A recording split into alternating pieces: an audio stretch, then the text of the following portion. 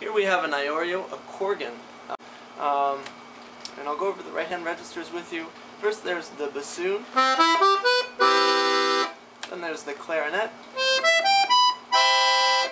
the oboe, master, the melodeon, the musette, nice and wet, and then the bandone is your out-of-tune middle reed and your low middle. And then the last one here is your close. It makes no sound, and that's for the electronic components that I'll go over later. Left hand we have 6 registers. This first one on the bottom is another close, so it makes no noise. Also, when you're in that close register, it takes no air out of the accordion. Then we have our bass piano, our tenor piano, our master, alto, and another close is here on the top, so these two are duplicates. This accordion has microphones installed that you can switch the balance on the right hand here from the treble to the bass. It also has a voice microphone, so it has another 1/4 inch input at the top. So let me play a little something so you can hear what it sounds like.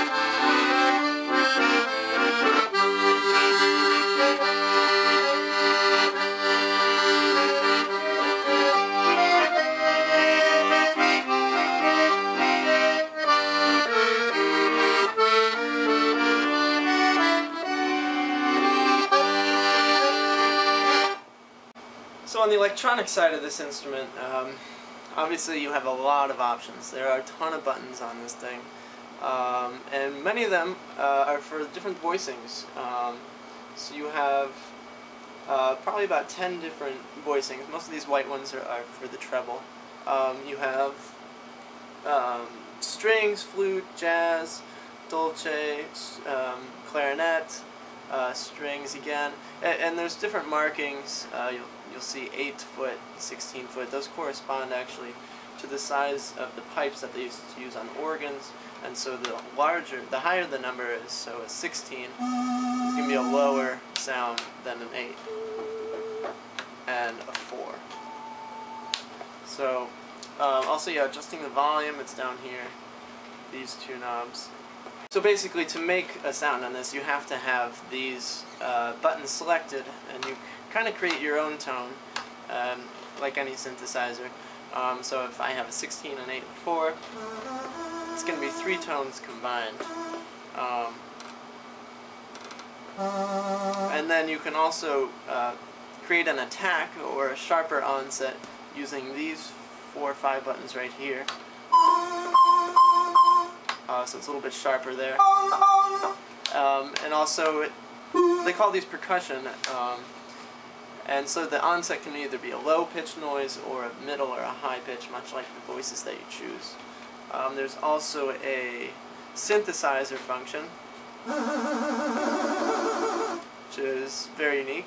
It has treble sustain, which kind of extends the notes, gives it kind of like a reverb. And then we also have these three buttons here, which give it a different texture altogether. And then there's also a button right here. It's called repeat. Use this in conjunction with your program button. If we turn the program on, and I'll turn the volume down just a little bit, you get this repeating attack. And you can set the frequency of that using this lower knob.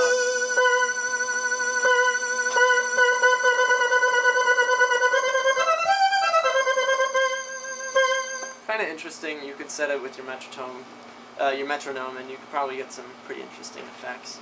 The bass hand, we have different percussion noises that we can get to on either the chords or the bass note. Down here there's a couple different options for rounding out the bass tone. So yeah, you can turn the chords on or off if you want. You also have a couple rotary sounds, which is kind of like built-in Leslie. So just a few more of the options you have. And then you can also play this acoustically at the same time as you play it electronically. So let me just get at it and play a few things for you.